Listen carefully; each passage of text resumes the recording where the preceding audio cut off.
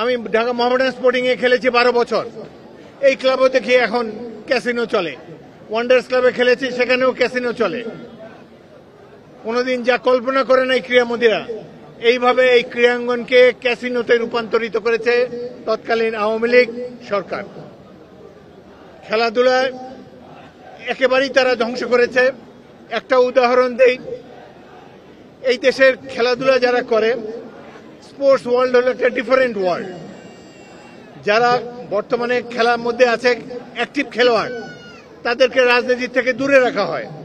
কিন্তু দেখেন এদেশের দুজন বিখ্যাত খেলোয়াড়, সাকিব আল হাসান ক্রিকেটার, মাশরাফি বিন মুর্তজা, যারা যখন জাতীয় দলে খেলে তাদেরকে এমপি বানিয়ে দেওয়া হয়েছে, বিনা ভোটের এমপি।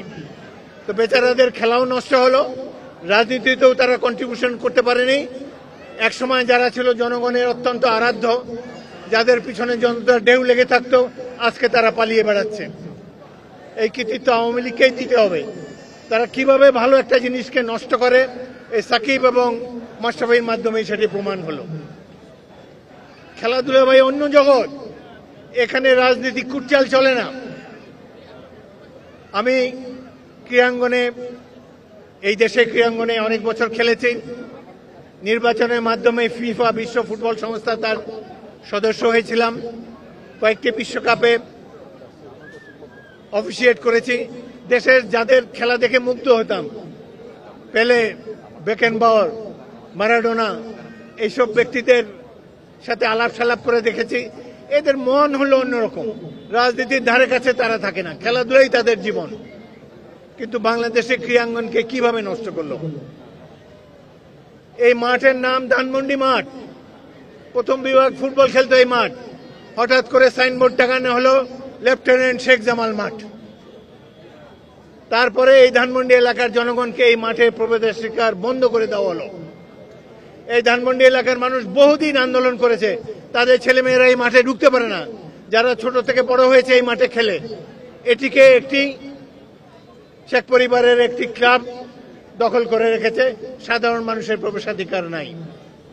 আজকে এই আনন্দ উৎসব পরিবেশ দেখে আমার মনে হচ্ছে যে প্রকৃতই দেশটি আবার স্বাধীন হয়েছে।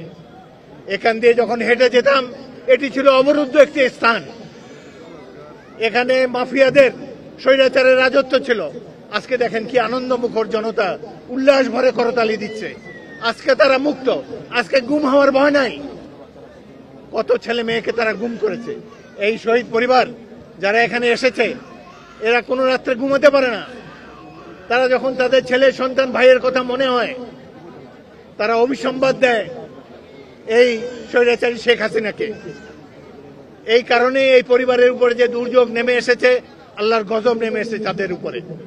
দেশের রাজনীতিকে ধ্বংস করেছে এবং সাথে সাথে এই দেশের খেলাধুলাকেও ধ্বংস করেছে। খেলাধুলা নিয়ে যদি কোনো সেমিনার হয় কখনো, সেখানে আমি বলবো কিভাবে এই দেশের খেলাধুলাকে আওয়ামী লীগ সরকার নষ্ট করেছে। আমি পাকিস্তান জাতীয় দলের অধিনায়ক ছিলাম। 70 সালে লাস্ট যে ম্যাচ পাকিস্তান খেলে ইরানে, 3 জন বাঙালি ছিলাম, আমি এই দলের অধিনায়ক ছিলাম। তারপর মুক্তিযুদ্ধে অংশগ্রহণ করেছি, যুদ্ধে আহত হয়েছি। ঢাকা ফুটবল লিগ শুরু হলো, 2 ম্যাচে 7 গোল দিলাম। তারপরের দিন জাতীয় দল সিলেক্ট করলো, আমি বাদ। কেন বাদ? আমার বাবা জাতীয় সংসদ সদস্য ছিলেন, জাসদের সহসভাপতি ছিলেন, শেখ মুজিবুর রহমানের বিরুদ্ধে নির্বাচনে দাঁড়িয়েছিলেন, জাতীয় সংসদ নির্বাচনে। সেইটার অপরাধের দায়ভার আমাকে বহন করতে হয়েছে। অনেক কষ্ট লাগে কিভাবে এই দেশকে তারা নষ্ট করেছে। সর্বশেষ সাকিব এবং এর উদাহরণ তো দিলাম। খেলাধুলাকে রাজনীতির বাইরে রাখতে হয়, খেলাধুলাকে সকলের জন্য উন্মুক্ত রাখতে হয়।